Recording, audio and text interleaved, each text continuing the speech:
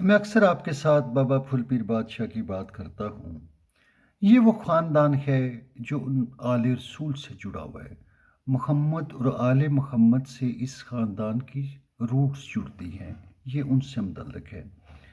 تو اکثر بابا جی جو تھے وہ سادات کے اوپر بھی بات کرتے، تو ایک دفعہ ایسے بات ہو رہی تھی تو کہا کہ سید دو طریقوں سے ہو گئے۔ ایک تو وہ لوگ تھے جو یزیدیت اور معاویہ ازم کے تحت وہ تھپ گئے، چونکہ کربلا کی ٹریجڈی یہ تو اس کا کلمینیشن تھا۔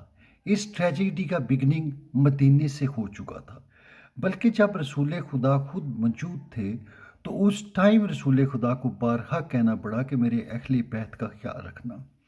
اور یہ اہل بیت رسول ہی تھے جو اسلام کے اندر جن کے اوپر سب سے زیادہ ظلم ہوا ہے، وہ خود رسول خدا کا خاندان ہے۔ یہ وہ خاندان تھا جنہوں نے محمد کا ساتھ ہر حال میں دیا ہے۔ اسلام کا جب پہلا آغاز ہوا تو رسول خدا نے جب اپنے خاندان کو دعوت دی تو خاندان والوں نے جب مذاق اڑایا تو علی ابن ابی طالب نے کھڑے ہوئے کہا، یا رسول اللہ میں تمہارا ساتھ دوں گا۔ تو آپ نے اسے کہا کہ تو میرا وزیر ہے، تو میرا صاحب ہے، اور علی کا بہت بڑا مقام آپ نے بتلایا۔ پر Ali after the prophet he was maltreated. اسی طرح محمد مصطفیٰ کے خاندان کو کارنر کیا گیا، ان کے اوپر ہر قسم کی ایلیگیشن لگائی گئی اور ان کو تذلیل اور ظلم و جبر کا نشانہ بنایا گیا۔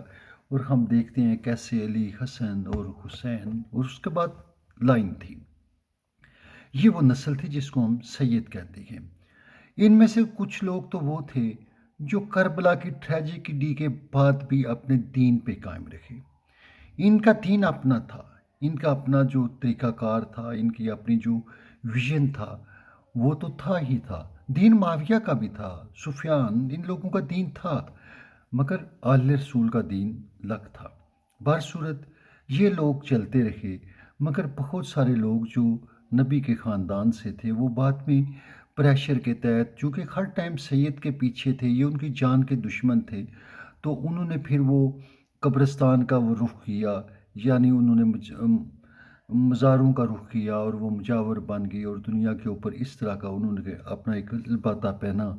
مگر ایک خاندان تھا جو کٹتا رہا، مرتا رہا، ظلم کا شکار ہوتا رہا، مگر یہ لوگ حسین کو انہوں نے نہیں چھوڑا۔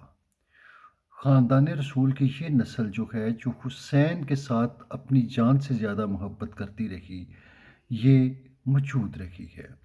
تو ایکچولی سید کا معیار یہ ہے کہ وہ سادہ ہو، ظالم نہ ہو، منافق نہ ہو، اس کے اندر اعلیٰ اقدار ہوں۔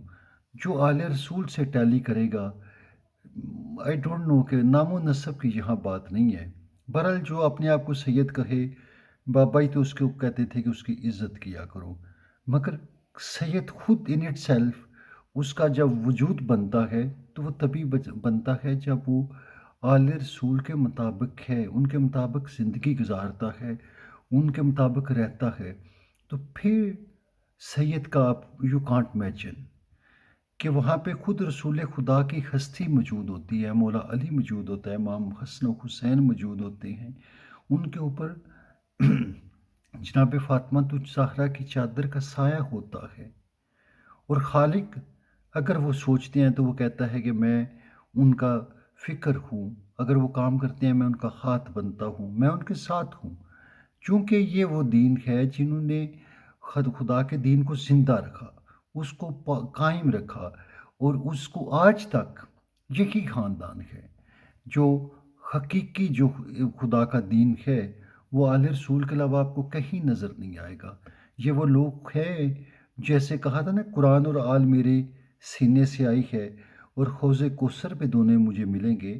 آج بھی وہ دانے نظر آتے ہیں، وہ رہتے ہیں، رسول خدا کا خاندان رہنا ہے، چاہے یہ کتنا بھی ظلم کریں۔